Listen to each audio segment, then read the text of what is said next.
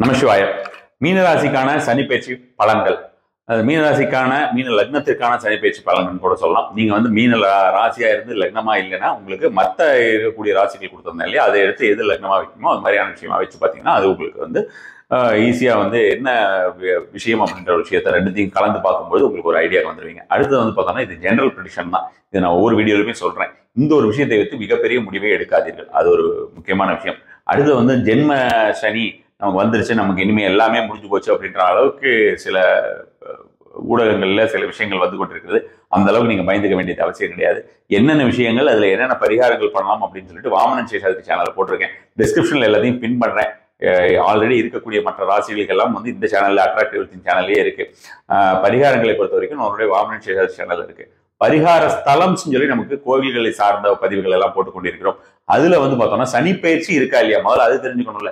நிறைய பேர் வந்து பார்த்தோம்னா நம்ம இந்த மாதிரி ஏதாவது போடும்போது சனி பயிற்சியே இல்லைன்னு போடுறாங்க. சரி, அவங்களுடைய ஒரு நினைப்பு அவ்வளவுதான். அவங்களுக்கு வந்து பார்த்தோம்னா இந்த மாதிரியான மீடியாவால் உந்தப்பட்டு சொல்லிடுறாங்கன்னு வச்சுக்கோங்களேன். அந்த மாதிரியான விஷயம் தான். இந்த மாதிரி சொல்றவங்க வந்து இதுல ஒரு சில பேர்லாம் போட்டிருந்தாங்க, திருக்கணித பஞ்சாங்கப்படி அவர் சொல்றாரு, வாக்கிய பஞ்சாங்கப்படி இல்லை அப்படின்னு சொல்லிட்டு. உங்க வீட்டுல என்ன பஞ்சாங்கம் இருக்குன்னு கேட்டானா அவங்களுக்கு பஞ்சாங்கத்துக்கு ஸ்பெல்லிங்கே தெரியாது. அந்த மாதிரி ஆளுகள் தான் அந்த மாதிரியான விஷயமா கமெண்ட் பண்ணக்கூடியவர்கள் பெரும்பாலானவர்கள் வச்சுக்கோங்க.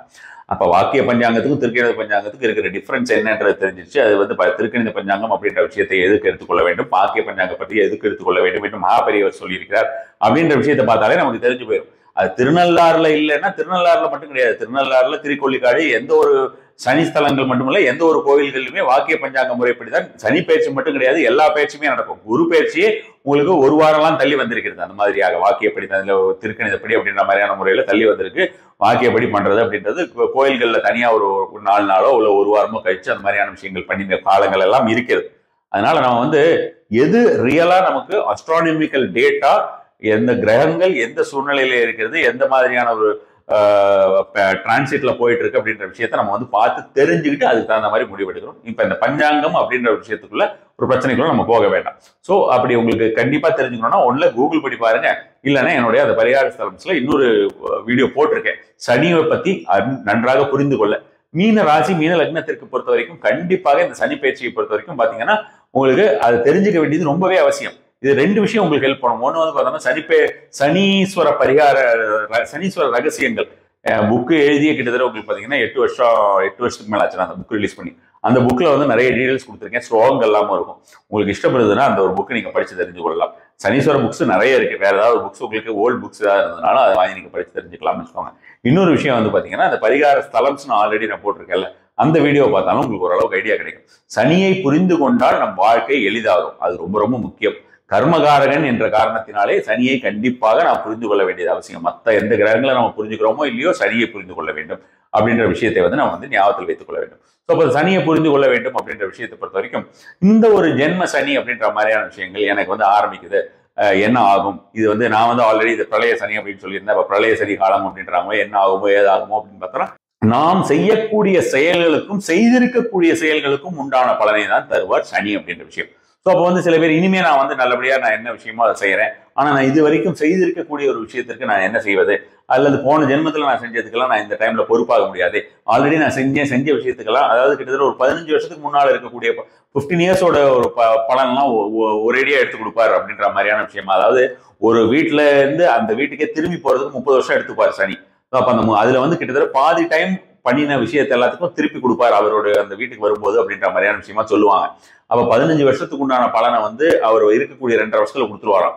ஸோ அப்ப அந்த 15 வருஷத்துக்குள்ள நான் தெரிஞ்சோ தெரியாமலோ ஏதாவது விஷயம் பண்ணியிருக்கலாம்.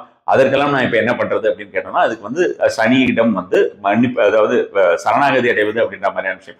சரணாகதி அடைவது அப்படின்றது வந்து என்னன்னு பாத்தீங்கன்னா சிம்பிள் தான், வந்து ட்ரூத்ஃபுல்னஸ் அப்படிங்கிறது. ஏன்னா அவரே வந்து நம்ம ஒரு ஜட்ஜ் அப்படின்ற மாதிரியான விஷயமா தான் சொல்றோம். ஸோ அப்போ அந்த ட்ரூத்ஃபுல்னஸ் அப்படின்ற மாதிரியான விஷயங்கள், புலால் உண்ணாமை அப்படின்ற விஷயங்கள் கண்டிப்பாக மீன ராசி மீன லக்னத்தை பொறுத்த வரைக்கும் சீ ஃபுட்ஸ் பக்கமே போயிடாதீங்க. சீ ஃபுட்ஸை தொட்டோம்னா நம்ம கெட்டோம்.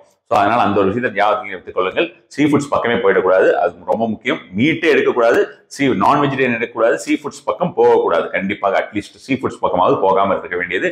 டாக்ஸின்ஸ் வந்து பக்கத்திலே கண்ணால கூட பார்க்கக்கூடாது. அது மாதிரியான விஷயங்கள் எல்லாம் பண்ணணும். அதே போல் லெதர் யூசேஜ் வந்து கண்டிப்பான முறையிலே மீனராசியினர் மீன லக்னத்தில் தவிர்க்க வேண்டும்.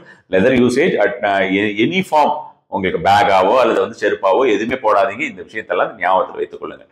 இந்த டைம்ல என்ன எதிர்பார்க்கலாம் மீனம் அப்படின்ற விஷயத்தை பொறுத்த வரைக்கும் நான் இப்ப சொன்னதுடைய ஒரு சாராம்சமாவே நான் சொல்றேன் பாருங்களேன். பெரிய டிரான்ஸ்ஃபர்மேஷன் அப்படின்றது இது நாள் வரைக்கும் நாம ஒண்ணு, இனிமே நாம வேற அப்படின்ற மாதிரியான ஒரு டிரான்ஸ்ஃபர்மேஷன். அந்த மாதிரியான ஒரு டிரான்ஸ்ஃபர்மேஷனை மீனராசி மீன லக்னத்துக்காரர்கள் கண்டிப்பான முறையில இந்த ஒரு 2.5 இயர்ஸ்ல இது நாள் வரைக்கும் நான் பார்வை என்ன உலகை என்னை பார்த்து கொண்டிருந்த பார்வை வேறு, நான் உலகை பார்த்து கொண்டிருந்த பார்வை வேறு, இப்பொழுது நான் உலகை பார்க்கிற பார்வை வேறு, உலகம் என்னை பார்க்கிற பார்வை வேறு அப்படிங்கிற மாதிரியான ஒரு மாற்றம் வரும்னு வச்சுக்கோங்களேன். கேட்கறதுக்கு பிலசாபிக்கலா இருந்தாலும் இந்த விஷயம் தான் நடக்க போகுது. ஸோ அது உங்களுடைய சுயஜாதகத்திலே சனி வந்து ரொம்ப ஸ்ட்ராங்கா இருக்கார் அப்படின்ற மாதிரி, நல்ல பரல் வாங்கியிருக்காரு அப்படின்ற மாதிரியான, அஷ்டவயத்தில் பரல் வாங்கியிருக்காரு அப்படிங்கிற மாதிரியான ஒரு விஷயமாக இருந்தாலோ, அல்லது வந்து பலம் பொருந்தி இருக்கிறார் அப்படின்ற மாதிரியான விஷயம் இருந்தாலோ, இதை பத்தி பெரிய அளவில் நம்ம வந்து பயப்பட வேண்டியதில்லை. டிரான்ஸ்ஃபர்மேஷன்ங்கிறது நல்லது தானே. ஸோ அப்போ அந்த டிரான்ஸ்ஃபர்மேஷன்ங்கிற ஒரே ஒரு வார்த்தை தான் மீனத்தை பொறுத்த வரைக்கும் நம்ம வந்து சொல்ல முடியும்னு வச்சுக்கோங்களேன். எல்லா விதத்திலும் டிரான்ஸ்ஃபர்மேஷன் அப்படின்ற மாதிரியான ஒரு விஷயமாக நம்ம வந்து சொல்லலாம். அதே போல் வந்து கடல் கடந்து பார்த்தீங்கன்னா ஃபாரின் ரிலேட்டட் விஷயங்கள், இந்த ஃபாரின் ரிலேட்டட் விஷயங்களுக்கு கண்டிப்பான முறையில இந்த மாதிரியான ஒரு டைம்ல ஆப்பர்ச்சுனிட்டிஸ் உங்களுக்கு ஃபாரின் ரிலேட்டட் விஷயங்கள்ல கெரியர் ஆப்பர்ச்சுனிட்டிஸ்னு சொல்லலாம், அல்லது வந்து பாத்தீங்கன்னா உங்களுக்கு பிசினஸ் ஆப்பர்ச்சுனிட்டிஸ்னு சொல்லலாம். ஜாப் ஆப்பர்ச்சுனிட்டிஸ் ஆர் பிசினஸ் ஆப்பர்ச்சுனிட்டிஸ்னு வச்சுக்கோங்களேன். அது எல்லாமே உங்களுக்கு வந்து வரக்கூடிய ஒரு காலகட்டமா இருக்கும். அதன் மூலமாக உங்களுக்கு செல்வம் அதிகமாக, நல்ல இப்ப இருக்கக்கூடிய ஒரு நிலையை விட அதிகமாக செல்வம் சேரும் அப்படின்ற மாதிரியான விஷயங்கள். பணத்திற்கு வந்து பெரிய குறைய வச்சிருவாரா ஜென்ம சனி அப்படின்ற மாதிரி பார்த்தோம்னா அப்படியெல்லாம் கிடையாது. நம்மளுடைய ஜென்ம சனி அப்படின்ற விஷயம் வந்து என்ன செய்வார் அப்படின்னு பார்த்தோம்னா, நான் வந்து சொல்றது நல்லா கவனிச்சுக்கோங்க. அந்த டிரான்ஸ்ஃபர்மேஷன் சொன்னோம் இல்லையா, நம்மை மாற்றுவது, அந்த வேலையை தான் அவர் முதல்ல 2.5 வருஷம் பார்ப்பார். அந்த முதல்ல 2.5 வருடம் முழுக்க முழுக்க நம்மை மாற்றுவது அப்படின்ற விஷயத்தையும், நம்மளுடைய பெர்ஸ்பெக்டிவ் எல்லாத்தையும் ஃபுல்லா மாத்துறது அப்படின்ற விஷயத்தை தான் பார்ப்பார். அதை நம்ம வந்து கண்டிப்பான முறையில தெரிஞ்சு கொள்ள வேண்டும். அதை நாமே வந்து ஆரம்பத்துல வந்து அவர் என்ன எதிர்பார்ப்பார், இப்போ ஒரு பாஸ் வராரு அல்லது வந்து ஒரு ஜட்ஜ் இருக்காரு, அவர் வந்து ஒரு இன்ஸ்பெக்ஷனுக்கு வராங்கன்னா, அப்ப இவருக்கு இந்த விஷயம் தான் பிடிக்கும், இதெல்லாம் பண்ணா அவர் கோவம் வரும் அப்படின்ற மாதிரியான ஒரு நினைப்பா இருப்போம் இல்லையா. அந்த கோவம் வரும், அந்த கோவம் வரதை நம்ம பண்ணக்கூடாது, நம்மளுடைய உயர் அதிகாரி அப்படின்ற மாதிரியான ஒரு சூழ்நிலையில கோவம் விஷயம் கூட இதெல்லாம் நம்ம செய்யக்கூடாது அப்படின்ற மாதிரி நம்ம வந்து நினைச்சு நம்ம ஒவ்வொரு காரியங்கள் நம்ம வந்து செய்ய வர மாதிரி 2.5 வருஷம் இல்ல இன்னொரு அடுத்த ஃபார் 7.5 இயர்ஸ்க்கு நாம வந்து அவருக்கு கோபம் வரா மாதிரி எந்த ஒரு விஷயத்துக்கு நடந்தக்கூடாது அப்படின்ற ஒரு விஷயத்தில் ஞாபகத்தில் வைத்துக்கொண்டு, அவருக்கு கோபம் வரக்கூடிய ஒரு விஷயம் என்ன அப்படின்னு பார்த்தோம்னா, நான் சொன்ன மாதிரி உங்களுக்கு பாத்தீங்கன்னா நேர்மையற்ற தன்மை, அறமில்லாத தன்மை அப்படின்ற மாதிரியான விஷயங்கள், பொய் கூறுவது அப்படிங்கிற மாதிரியான விஷயங்கள், புலால் உண்ணுவது அப்படின்ற மாதிரியான விஷயங்கள், அதே போல வந்து பார்த்தோம்னா உங்களுக்கு புலால் சார்ந்த, அதாவது பிற உயிர்களை வதைப்பது அப்படின்ற மாதிரியான விஷயங்கள், டாக்ஸின்ஸ் உள்ள எடுத்துக்கிறது அப்படின்ற மாதிரியான விஷயங்கள் நம்மளோட பிரெயின் அஃபெக்ட் பண்ணுவார் கண்டிப்பான முறையில. ஸோ அதெல்லாம் கவனிச்சுக்கோங்க. மீனத்தை பொறுத்த வரைக்கும் அது ரொம்ப முக்கியமா பார்த்துக்கணும். ஸோ அப்போ அது மாதிரியான விஷயங்கள் எல்லாத்துக்கும் தவிர்க்க வேண்டியது அப்படின்றது ரொம்ப ரொம்ப முக்கியம். இப்போ அந்த உயர் அதிகாரி வந்தா கூட ஒரு 4 நாள் 1 வாரம் தான் இந்த பிரான்ச்ல இருப்பாரு, அதுக்கப்புறம் போயிடுவாரு, நம்ம நார்மலா இருந்துக்கலாம்னு சொல்லலாம். ஆனா இவர் அப்படி கிடையாது.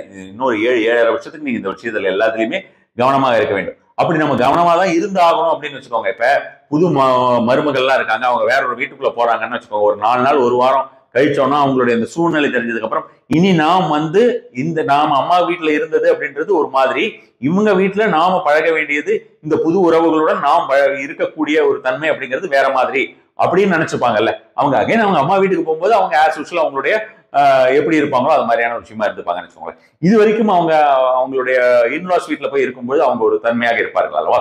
அதுவே கடைசியில அவங்களுடைய சுயமாகவே மாறிவிடும்.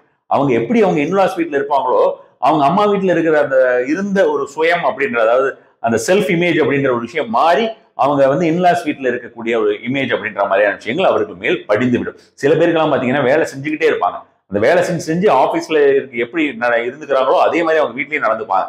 அது வந்து பார்த்தோம்னா அவங்களோட செல்ஃப் இமேஜ் மாறிடுது அப்படின்ற மாதிரியான விஷயம். அது மாதிரியான ஒரு மாற்றம் அது உங்களுக்கு வேண்டும், வரும், அல்லது அவர் வர வழைப்பார் அப்படிங்கிற மாதிரியான ஒரு விஷயம் தான். அந்த மாற்றம் நம்ம சொல்லவுமே நம்ம ஏதோ பெருசா நடந்துருமோ அப்படி இல்லை, நல்ல விஷயத்திற்காக. அதை நல்லா புரிஞ்சுக்கோங்க. நம்ம ஜென்ம சனி அப்படின்ற மாதிரியான விஷயமோ இந்த மாதிரி மாற்றம் எல்லாமே உங்களை செம்மைப்படுத்துவதற்காக, உங்களை ஒரு சிலையாக வடிப்பதற்காக ஒரு மாற்றத்தை கொண்டு வருவார் அப்படின்ற மாதிரியான விஷயம். அதற்காக ஒரு சில சின்ன எக்ஸ்பெரிமெண்ட்ஸ் எல்லாம், ஒரு சில பரீட்சைகள் எல்லாம் உங்களுக்கு வைப்பார் அப்படின்ற மாதிரியான விஷயத்தை தான் மீனத்தை பொறுத்த வரைக்கும் எடுத்துக்கொள்ள வேண்டும். நான் சொன்ன விஷயங்கள்லாம் மட்டும் கவனமா இருந்துட்டீங்கனாலே போதும், மீனராசினர் ஜம்முன்னு இருக்கலாம். நமசிவாய.